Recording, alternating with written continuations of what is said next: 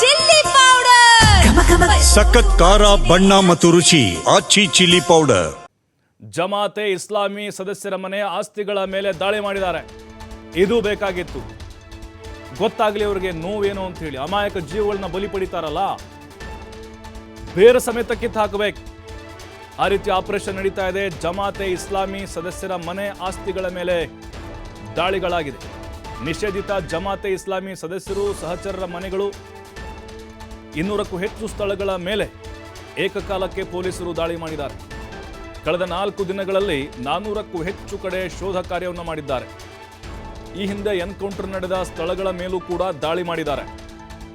ನಿಷೇಧಿತ ಸಂಘಟನೆಗಳಿಗೆ ಸಂಬಂಧಪಟ್ಟಂಥ 500 ಜನರ ವಿಚಾರಣೆ ಮಾಡಿದ್ದಾರೆ. ನೋಡಿ, 500 ಜನರಿದ್ದಾರಲ್ವ, ಅವರು ಬಹುತೇಕವಾಗಿ ಉಗ್ರ ಸಂಘಟನೆಗಳಿಗೆ ಸಪೋರ್ಟ್ ಮಾಡುವ ಮನಸ್ಥಿತಿ ಉಳ್ಳವರು. ಅನುಮಾನದ ಮೇಲೆ ಅನೇಕರನ್ನ ಪೊಲೀಸರು ಬಂಧಿಸಿದ್ದಾರೆ.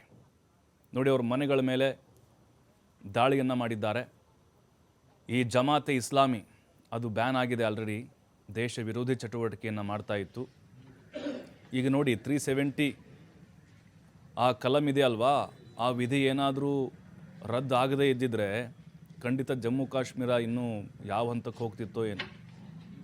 ಅಲ್ಲಿನ ಪರಿಸ್ಥಿತಿ ನೋಡಿ, 500 ಜನರನ್ನ ಈಗ ವಿಚಾರಣೆಗೆ ಒಳಪಡಿಸಿರೋದು. ಯಾಕಂದರೆ ಉಗ್ರ ಪೋಷಣೆ ಮಾಡುವಂಥ ಜಾಲ ಬಹಳ ದೊಡ್ಡದಿದೆ ಅಲ್ಲಿ ಸ್ಥಳೀಯರೇ ಮಾಡ್ತಾರೆ. ಅಲ್ಲ, ಅವ್ರಿಗೆ ಇಷ್ಟ ಇದ್ದರೆ ಅವ್ರು ಬೇಕಾದ್ರೆ ಪಾಕಿಸ್ತಾನಕ್ಕೆ ಹೋಗಿಬಿಡ್ಬೋದು ಒಲವಿದ್ದರೆ. ಬಟ್ ಇಲ್ಲಿದ್ದುಕೊಂಡು ಭಾರತೀಯರನ್ನು ಕೊಲೆ ಮಾಡುವಂತಹ ಅಥವಾ ಧ್ವಂಸ ಮಾಡುವಂತಹ ಪ್ರಯತ್ನಗಳನ್ನು ನಿರಂತರವಾಗಿ ಮಾಡ್ತಾನೇ ಇದ್ದಾರೆ. ಕಳೆದ 4 ದಿನಗಳಲ್ಲಿ 400ಕ್ಕಿಂತ ಹೆಚ್ಚು ಜನರನ್ನು ವಿಚಾರಣೆಯನ್ನು ಮಾಡಿದ್ದಾರೆ. ಈ ಆಪರೇಷನ್ ಹಾಗೆ ಮುಂದುವರಿಬೇಕಿದ್ದು. ಯಾಕಂದರೆ ಈ ಉಗ್ರ ಪೋಷಕ ನಾಟಕ ಮಂಡಳಿಗಳು ಬಹಳ ಇದ್ದಾವೆ ಜಮ್ಮು ಕಾಶ್ಮೀರದಲ್ಲಿ. Some signature what they found inside the house. They have mentioned in the statement that these things we are taking, and that we witnessed that.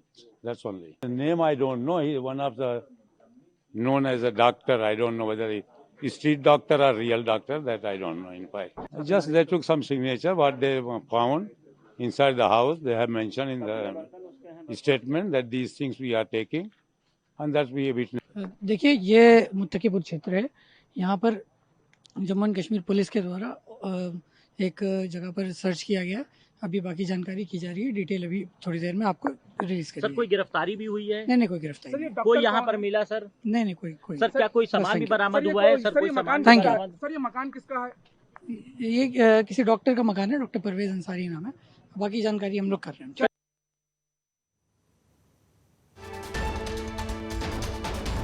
Delhi ಸ್ಫೋಟಕ್ಕೂ ಮುನ್ನ ಟರ್ಕಿಗೆ ಭೇಟಿ ಕೊಟ್ಟಿದ್ರು. ಟರ್ಕಿ ದೇಶಕ್ಕೆ ಭೇಟಿ ಕೊಟ್ಟಿರ್ತಾರೆ ಈ ಡೆಡ್ಲಿ ಡೇಂಜರ್ ಉಗ್ರ ಡಾಕ್ಟರ್ಸ್. ಡಾಕ್ಟರ್ ಉಮರ್ ಮತ್ತು ಡಾಕ್ಟರ್ ಮುಜಾಮಿಲ್ ಭೇಟಿ ಕೊಟ್ಟಿದ್ರು. ಇತ್ತೀಚೆಗೆ ಹೋಗಿದ್ರಂತೆ. ಟ್ರೈನಿಂಗ್ ತಗೊಳ್ಳೋಕೆ ಮೋಸ್ಟ್ಲಿ ಹೋಗಿರ್ಬೋದು. ಪಾಸ್ಪೋರ್ಟ್ ಪರಿಶೀಲನೆ ವೇಳೆ ಎಲ್ಲವೂ ಕೂಡ ಪತ್ತೆಯಾಗಿದೆ. ಟರ್ಕಿಗೆ ಹೋಗಿದ್ರು ಅಂತ. ಬಹುಶಃ ತರಬೇತಿ ಏನಾದರೂ ತೆಗೆದುಕೊಂಡು ಹೋಗಿರ್ಬೋದು. ಬಾಂಬ್ ಹೆಂಗೆ ಹಾಕೋದು, ಹೆಂಗೆ ಶೂಟ್ ಮಾಡೋ ಸಾಯಿಸೋದು ಅಂತ. ಡಾಕ್ಟರ್ ಉಮರು ಹಾಗೆ ಡಾಕ್ಟರ್ ಮುಜಾಮಿಲು ಇತ್ತೀಚೆಗೆ ಟರ್ಕಿಗೆ ಹೋಗಿ ಬಂದಿದ್ದರು. ಪಾಸ್ಪೋರ್ಟನ್ನು ಪರಿಶೀಲನೆ ಮಾಡುವಂಥ ಸಂದರ್ಭದಲ್ಲಿ ಗೊತ್ತಾಗಿದೆ ಇವ್ರದ್ದು ಏನೇನು ಪ್ಲ್ಯಾನ್ ಮಾಡಿದ್ರು, ಎಲ್ಲೆಲ್ಲಿ ಹೋಗಿದ್ರು. ಅಂದರೆ ಇವರು ಟರ್ಕಿಗೆ ಹೋಗಿರುವಂಥ ಉದ್ದೇಶ ಏನು ಅದನ್ನು ಕೂಡ ಈಗ ತನಿಖಾಧಿಕಾರಿಗಳು ಭೇದಿಸ್ತಾ ಇದ್ದಾರೆ. ಡಾಕ್ಟರ್ ಮುಜಾಮಿಲು ಹಾಗೆ ಡಾಕ್ಟರ್ ಉಮರ್ ಇಲ್ಲ, ಈಗ ಡಾಕ್ಟರ್ ಮುಜಾಮಿಲ್ ಏನಿದ್ದಾನೆ ಆತನನ್ನು ಕೂಡ ತೀವ್ರ ವಿಚಾರಣೆಗೆ ಒಳಪಡಿಸಲಾಗ್ತಾ ಇದೆ. ಅಂದರೆ ಆ ದೇಶಕ್ಕೆ ಹೋಗಿ ಏನಾದರೂ ಮತ್ತೆ ಅಲ್ಲಿ ಕೆಲವು ಇವರ ಸಹೋದರರು ಏನಿದ್ದಾರೆ ಉಗ್ರರು, ಅವ್ರನ್ನೇನಾದರೂ ಭೇಟಿ ಮಾಡಿ ಬಂದಿರಬಹುದಾ? ತರಬೇತಿ ಪಡಲಿಕ್ಕೆ ಏನಾದರೂ ಹೋಗಿದ್ದರಾ ಇವರು? ಅಥವಾ ಅಲ್ಲಿಯ ಕೆಲವೊಂದಿಷ್ಟು ಸೂಚನೆಗಳನ್ನು ತೆಗೆದುಕೊಂಡು ಬಂದ್ರ? ಯಾಕಂದರೆ ಟರ್ಕಿ ಭಾರತ ನಡುವೆ ಅಷ್ಟೊಂದೇನು ಸಂಬಂಧ ಹದಗೆಟ್ಟು ಹೋಗಿಲ್ಲ. ಆದರೆ ಕೆಲವು ಉಗ್ರ ಸಂಘಟನೆಗಳು ಕೂಡ ಅಲ್ಲಿ ಬೇರೂರಿದ್ದಾವೆ.